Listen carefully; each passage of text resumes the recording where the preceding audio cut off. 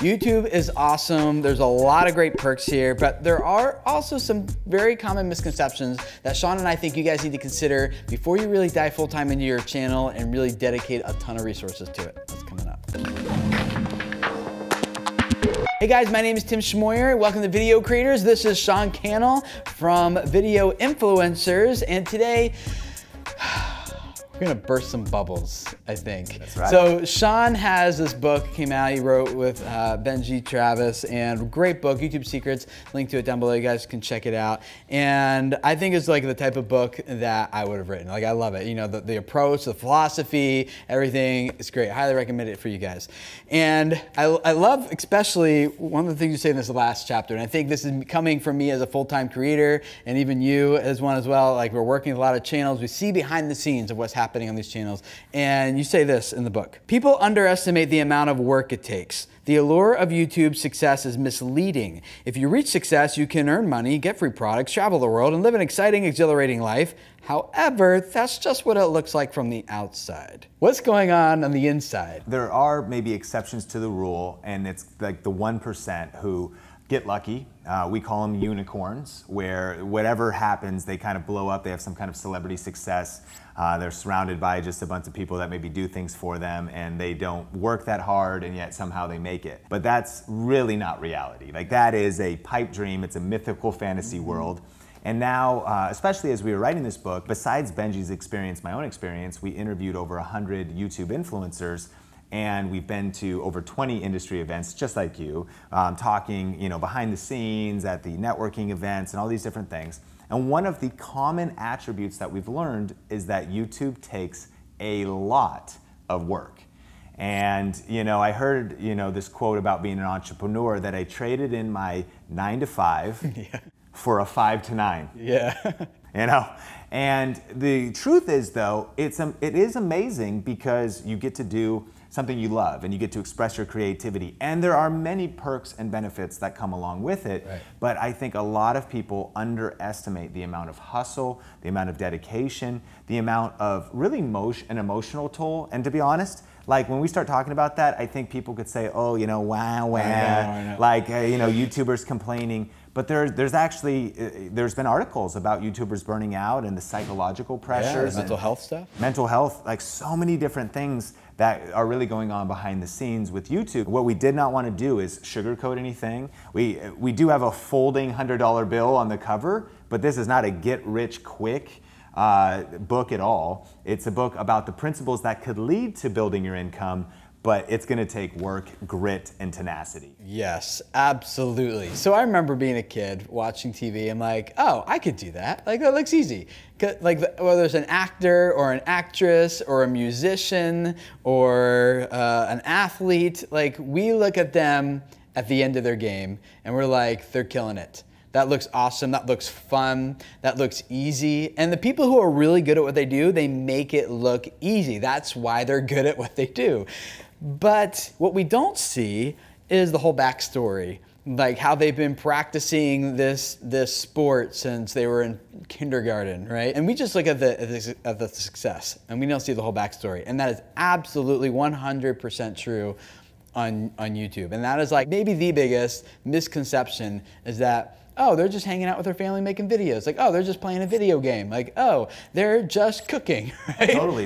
And that's like maybe 5% of it. And I think there's a lot of things that go into it.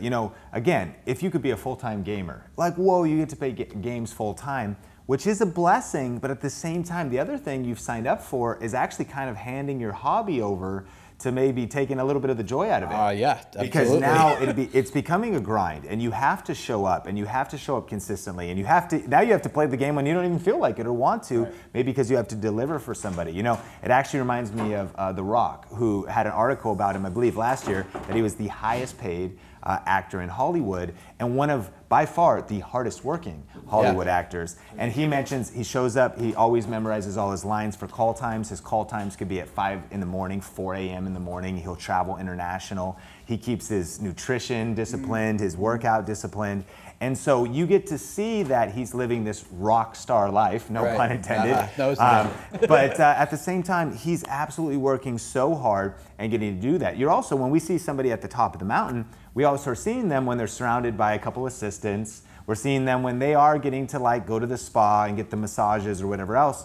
But they need to do that because number one, they've either brutalized their body to do whatever they're doing, or number two, they're also just reaping the rewards of seeds they planted years ago. I remember when I started on YouTube back in 2006 and then didn't go full time until 2013. That's 7 years.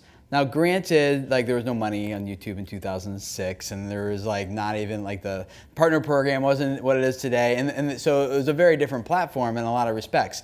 But even so, like that's 7 years for me personally, working on something that at first I didn't even have any aspirations of it being a full-time thing, but then when I was like, oh, I need to turn this into something, it was a long process, right? So people are like, oh, Tim, look at you, or Sean, look at you. But guys, like, you don't, like, how long were you working on YouTube? I started video production in 2003. Yeah. And I was volunteering for my youth group, and the youth pastor handed me an HV30 Canon camcorder, Adobe Premiere, and said, make weekly video announcements. So it was an advantage because I was a YouTuber, and YouTube didn't start for 2 years later. You were making weekly videos.